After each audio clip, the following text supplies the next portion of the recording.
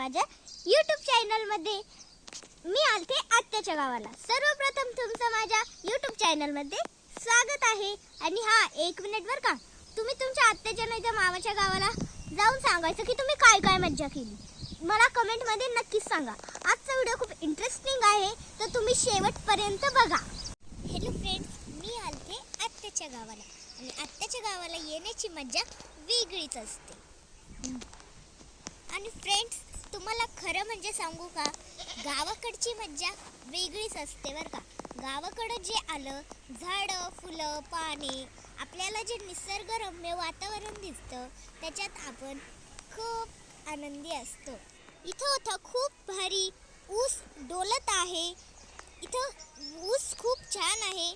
आणि माझ्या आत्याचं घर हे बघा. माझ्या दाजीनी पण नवी गाडी घेतलेली आहे. इथं खूप सुंदर मोगऱ्याचं झाड पण आहे. त्याला खूप सुंदर सुंदर फुले आलेली आहेत. मोगऱ्याचा वास पण खूप छान येत आहे.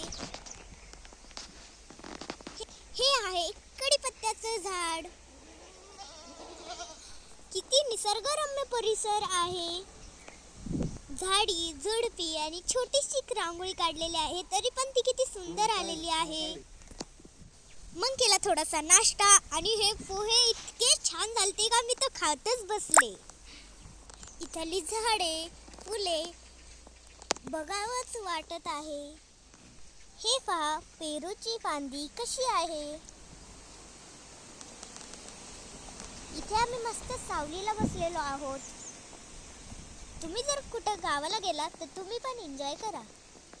असं वाटतंय इथेच राहावं. इतकं सुंदर परिसर सोडून जाऊच वाटेना. इथं माझी बहीण मला हवा देत होती आणि मी पूर्ण महाराणीवाणी फील घेत होते. इथे तर राज दरबारातली फील येत होती.